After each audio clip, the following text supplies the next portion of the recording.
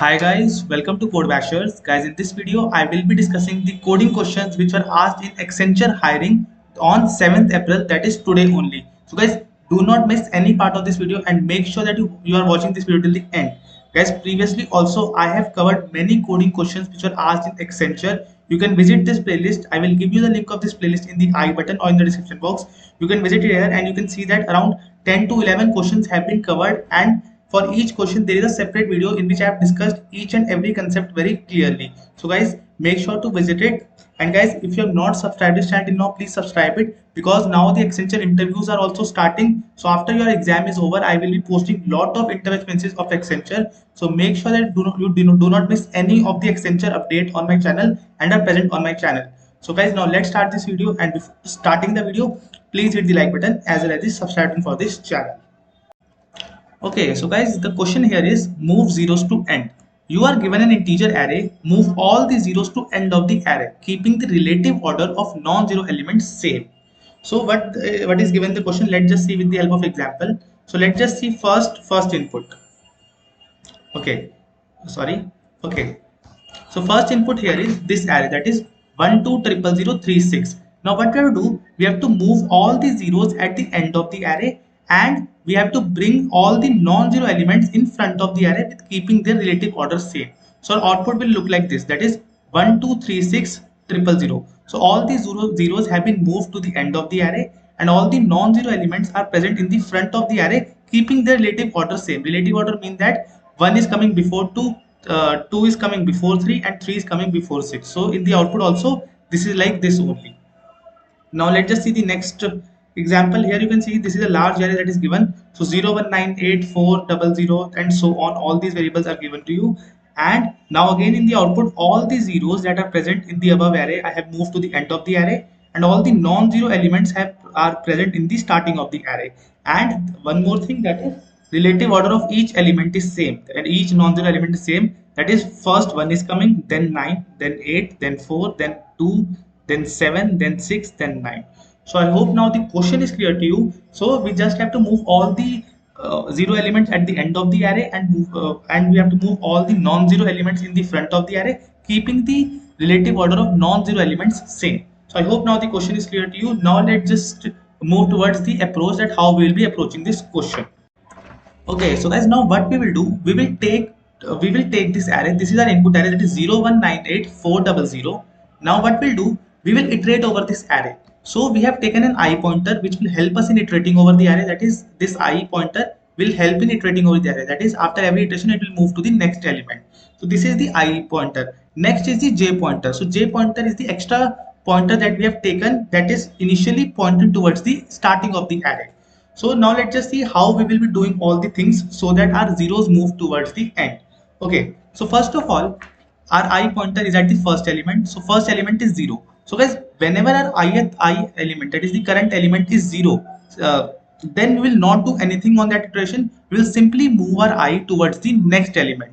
So when we have found that our current element, that is I was iterating over the array, we have found that our current element is 0. So we have done nothing. We will simply move in the ahead direction.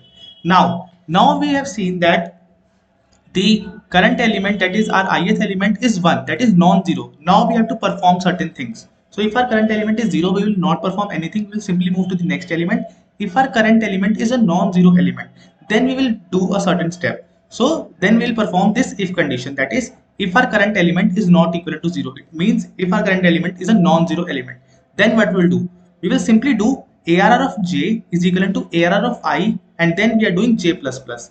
So what we are doing, ARR of j is equal to ARR of I. So ARR of j is 0 because j is starting from us. Initially j was pointing at the first element. So we are doing ARR of j is equal to ARR of I. So ARR of j is equal to ARR of I means 0 has now become 1. Then we are doing j plus plus. So now we are moving towards the j plus plus. So this iteration is over. This iteration is over. Now automatically our I will be moving to the next element. So this was our I is moving to the next element after every iteration automatically, because it is in a for loop. Now again we will check if our current element, that is the ith element, is not equal to 0. Yes, it is not equal to 0, it is 9. So what we'll do, we'll simply do ARR of j is equal to ARR of I, and then we are doing j plus plus. So we again we are doing AR of j is equal to AR of I. So now here 1 has become 9, and then we are doing j plus plus. So this iteration is over. So now again our I will move to the next iteration, that is the next element automatically. Now again, if our current element is not equivalent to 0, yes, our 8 is not equivalent to 0. So again we will perform same thing, that this 9 will become 8, and then we are doing j plus plus, and then again our I is moving in the next direction. Okay, now again our I is non-zero element, that is our I is 4. So what we are doing, we are again doing AR of j is equal to AR of I. So now our 8 has here has now become 4, and now we have done our j plus plus, and again are moving towards the I plus plus. Now again our I, the I element is 0, so we will not perform this if condition. Whenever our current element is 0, we will not perform anything, we will simply move ahead on the next element. So again the next element is also 0, so we will not perform anything, we will simply move out of the next element, that is end of the array. Now once we have moved towards the end of the array, you will notice here that all the non-zero elements that were initially present in the array have came in the starting of the array. So again I am repeating, once our iteration of the array is completed, I has moved outside the array, you will notice that all the non-zero elements that were initially present in the array are now present at the starting of the array, and their relative order is also same. So our half part of the question is done, that is bringing the non-zero elements in the starting of the array, keeping their relative order same. So now how we will place the zeros behind it, because we have to move all the zero elements to the end of the array. So now how we will do it? What we are doing, see, after I is over, where is our j position? So where is our j position?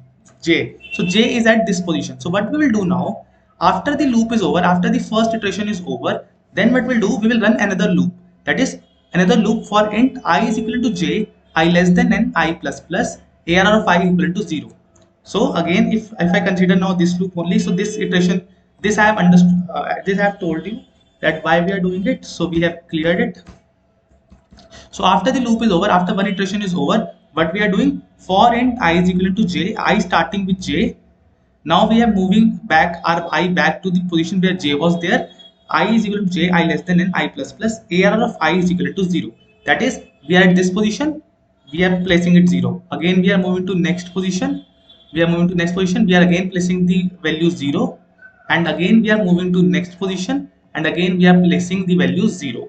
So after this second iteration is over, that is after this iteration, so you can see that are all the non-zero elements with their relative position same have come to the beginning of the array, and all the zero elements, that is three zeros were present, all the zero elements have moved behind the array. So our entire thing has been done, that is we have moved the zeros to the end of the array.